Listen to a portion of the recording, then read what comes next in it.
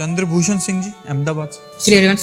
श्री हरिवंश महाराज जी। महाराज जी, जैसे बोला जाता है कि आत्मा ही परमात्मा का स्वरूप है, वो नष्ट नहीं होती, वो बस शरीर बदल लेती है। तो जो पाप कर्म पिछले शरीर से किए गए थे, उसे नया शरीर क्यों भोगता है? उसे वही शरीर क्यों नहीं भोग लेता? इसके अलावा आत्मा परमात्मा का स्वरूप है, तो हमें वो बुरे कर्म करने के लिए क्यों नहीं रोकती?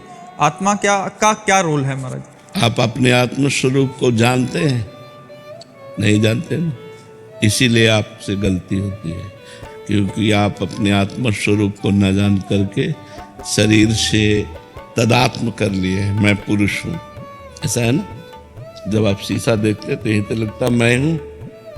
तो आत्मा को भूल गए, मतलब परमात्मा को भूल गए। बस यही भूल माया में फंसा दिया। अब जो आप पाप करते हैं तो आपके शरीर की एक सीमा है, 100 वर्ष, 70 वर्ष, 80 वर्ष। अब मुकदमा यहाँ अपने 10-10 वर्ष नहीं चलता। छोटी अदालत है, कई अदालत है। तो आज आपने अपराध किया, हत्या की, तो आज ही फांसी में थोड़ी चढ़ा दिए जाओगे। 10 वर्ष मुकदमा चलेगा और 20 वर्ष मुकदमा चले, इसके बाद उसका निर्णय हो। तो अपनी बड़ी सरकार है, आपने इस योनि में पाप किए और अनेक योनियों में दंड भोगना पड़ेगा, अनेक शरीर धारण करके दंड भोगना पड़ेगा। क्योंकि बड़ी सरकार है ना, अनंत ब्रह्मांडों का हिसाब किताब है ना, तो इसी योनि में दंड नहीं मिलता। इस योनि में खूब आराम से पाप कर लो, आपको जो दंड मिलेगा वो अन्य योनियों में मिलेगा, अगले जन्मों में मिलेगा। अब इस योनि में आपको पुण्य कर लो, उसका फल अभी नहीं मिलेगा, वो आगे मिलेगा। जैसे हमने पूर्व में पाप किए, अब हमें भोगना पड़ रहा है। पूर्व में पुण्य किए तो वो अब मिल रहा है, लेकिन अब आप कर्म कर रहे हैं और पूर्व का पुण्य चल रहा है, तो चकाचक आनंद है। अब पुण्य कर रहे हैं लेकिन पूर्व पाप चल रहा है, बड़ा दुख, बड़ी परेशानी, बड़ी समस्या है। इसीलिए लोग समझ नहीं पाते कि धर्मात्मा पुरुष दुखी है और पापात्मा सुखी है। इस निर्णय को नहीं समझ, ये हमारा भगवान का कानून है, इसलिए भोगना पड़ता है, अन्य जन्मों में भोगना पड़ता है।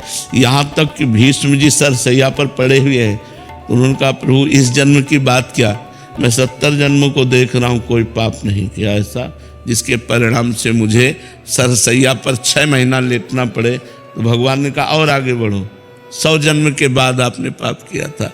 तो इतना हमारे प्रभु की अदालत में थोड़ा रजिस्टर लेट खुलता है, लेकिन जब खुलता है तो राई पाई का हिसाब होता है। वहाँ किसी घूस की या किसी भी तरह की चूक नहीं होती, वो करेक्ट उसको दंड मिलेगा।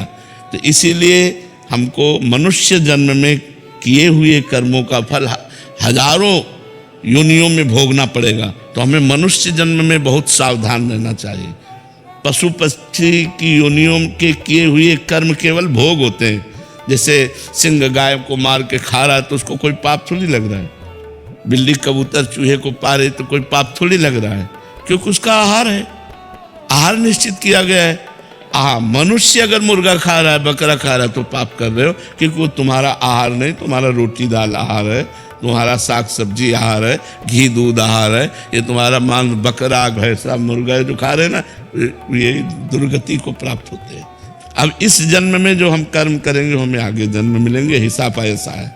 कानून है। अब क्यों है तो सरकारी कानून है कानून है। जहाँ जैसी व्यवस्था होती है तो हमारे भगवान का कानून है कि इस जन्म में पाप करोगे तो आपको अनेकों जन्मों में उस पाप का फल भोगना। कुछ ऐसे कर्म भी हैं जिसका इसी जन्म में भुगतान हो जाता है। बहुत भयंकर अपराध, साधु अपराध, साधु अवज्ञा तुरंत भवानी, कर कल्याण अखिल ज्ञानी। अगर संत का अपराध बन गया, वैष्णव का अपराध बन गया, भक्त का अपराध बन गया तो तुरंत लागू हो जाएगा। तो साधु अवज्ञा तुरंत भवानी, महापुरुषों का अपराध कर देने पर तुरंत लागू हो जाता है, वो परेशान हो जाएगा। ये हमने देखा है। तो अभी उस दिन बताया था कि जगदीश्वरानंद के अपने गुरु को जहर दे दिया तो पूरे शरीर में मवाद पड़ गया, फूट फूट कर जब निकले तो चिल्ला चिल्ला कर कहते थे कोई बचा लो, तो कोई न औषधि काम करती न कुछ, सड़ रहा था, पूरा शरीर सड़ रहा था। तो साधु अवज्ञा तुरंत भवानी, कर कल्याण अखिल के हानि।